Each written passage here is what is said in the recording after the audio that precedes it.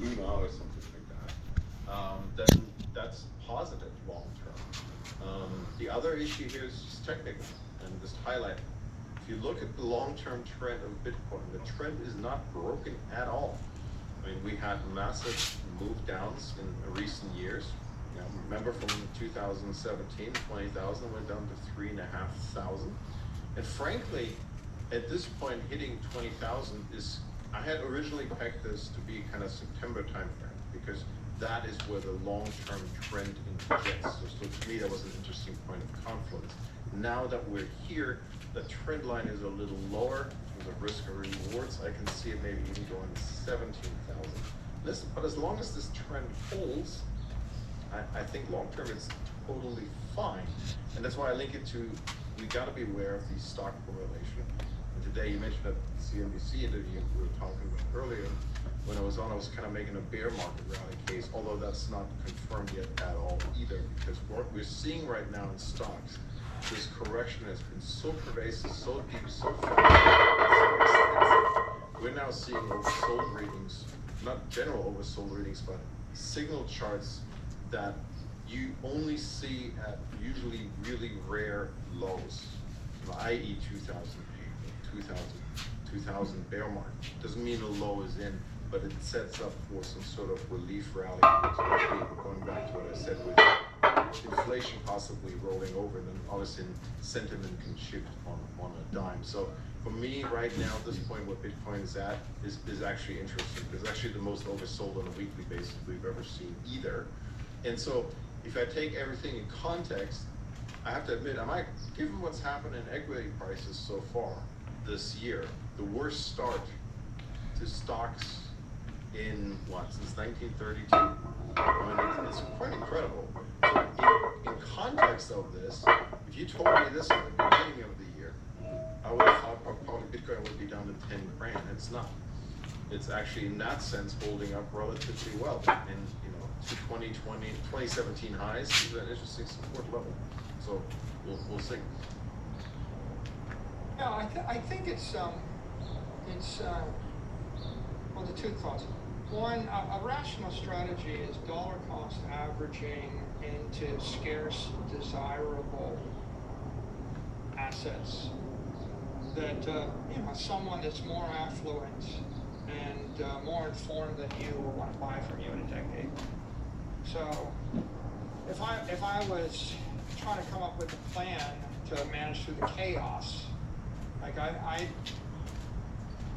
don't know that I could time the market. I think that I would just kind of dollar cost average my cash flows into a portfolio of property that was scarce, that was desirable, that would hold its value, and with the caveat that I need to be able to afford to maintain it. So if I could buy high quality property that I can afford to maintain for a decade, then as cash flows arrive, I would just allocate accordingly. And if you like Bitcoin, then Bitcoin, just dollar cost average Bitcoin is if I don't know if I can share a screen or not. Do you think I can? No, I can't share a screen. I think a useful chart is the 4-year moving average chart. I've got one on my screen, but maybe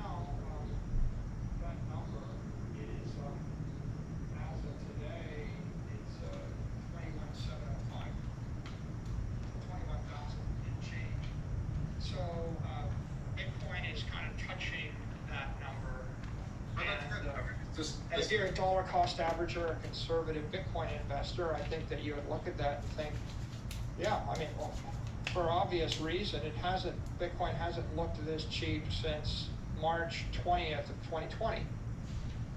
Like, that was the last time when it touched this. And then you got to go back to like February of 2019. And then you got to go all the way back to 2015. So.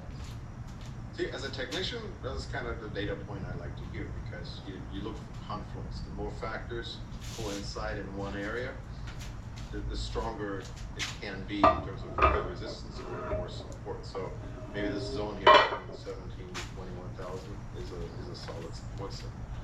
But given the correlation with assets, we at this point still need to also see a sizable relief rally in stocks. And what I've pointed out here in the last couple of days on Twitter, there was a chart about the NYSE, which is a broad stock index. Talking about confluence, that one's a fascinating one. It just hit the February 2020 highs. It hit the weekly 200-day moving average, and it hit the 38 to Fibonacci retrace level. And so they're all kind of coinciding in the same zone. So that at least offers the possibility for some support to build here in the next week towards quarter end. Don't have confirmation yet, but it's interesting that happens as Bitcoin is hitting a key area as well. So we'll have to see. The danger is, and this point is out for everyone, in 2008 and in 2000, extended bear markets, we also have moves against the weekly 200 domain, which is still low on the S&P. It's around 3,500. I'm not saying it's going to go there, but if it does, again, key support. And what we saw in those times was a very sizable bear market rally, about 20, 30%, even 40%, depending on which index you look at, to what is called a 60-1 fit. And the reason I like that is because it gives me that historic precedence. It gives me a removal of all the negative sentiment. They call it a bear market rally because then at the end everybody gets bullish again, goes to a low high, and then things roll over.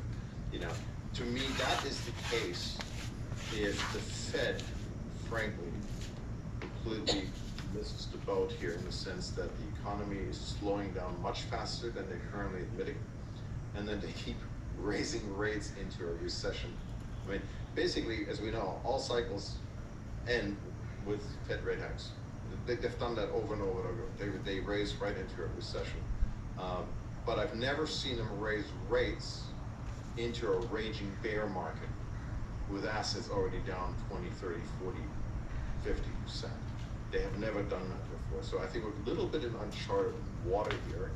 And what we've so far not seen, which is I think positive, is we don't have seen any major blow-ups, given the incredible size of the down moves. So that's maybe a positive sign in terms of financial stability. We've seen some blow-ups in the crypto space, obviously, which probably doesn't surprise because that's a younger space and in some cases over-leveraged space.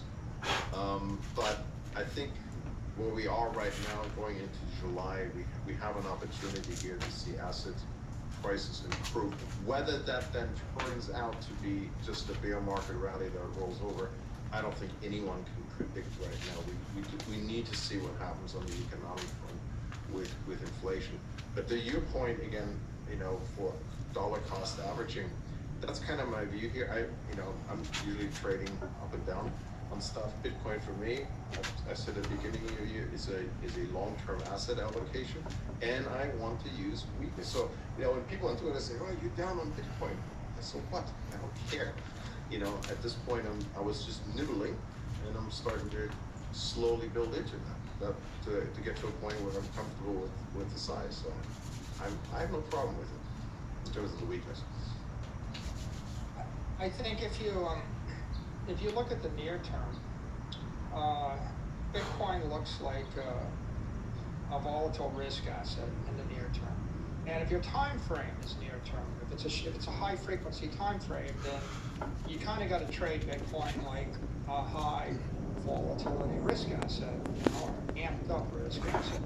And if you're a low frequency, long term trader. If you're buying it with the expectation that a decade from now it'll be worth more. Now it starts to look like a store of value, non-risk asset because there's no management team, there's no product cycle, there's no employee base, there's no competitors, it's not a company, it's got no nexus, it's not in the country, it's not land, you can't produce more of it, it's a different thing. So depending upon whether or not you're short time frame or long time frame, you see it differently. And I think that in the near term, it's pretty clear it's a risk asset, and if the Federal Reserve's going to control all the risk assets, and so when they squeeze money supply, all those assets, the tech equities, the Bitcoin, they get hammered down. To your point, it seems reasonable at some point they'll lighten up. We're going into the midterms. Right, so the things that are constraining risk assets right now are foreign relations, the war in Ukraine, and Russian foreign policy, and the monetary policy, and those could very well change. If they don't change, then all the risk assets will have a hard going for the next year to 2 years. Yeah, and if they lighten up, then there'll be a rally, to your point. Yeah, and then that's unfortunately the reality that none of us can predict. We have no control over foreign policy, what happens. I can point to maybe incentives, because I can argue that the Western alliances don't want to go into another winter with gas shut off. Maybe they'll create some pressure on Ukraine to come up with a political solution. I mean, that's all speculative. But by the way, if that were to happen, given how bad sentiment is right now and how low positioning is, you get a headline like that in fall, let's say, or late summer, and it would ignite a fire under all assets. Right? That would be the pivot to say, okay, we can take a pause. You mentioned the terms as a potential trigger as well. See, that's the other thing. When you look at bear markets like this, it is brutal on the way down, but then something flips, and boy, you're either in the move or you're not. So if to your point on dollar cost averaging, it's if you wait then and wait, and all of a sudden you wake up, this thing's up 30%.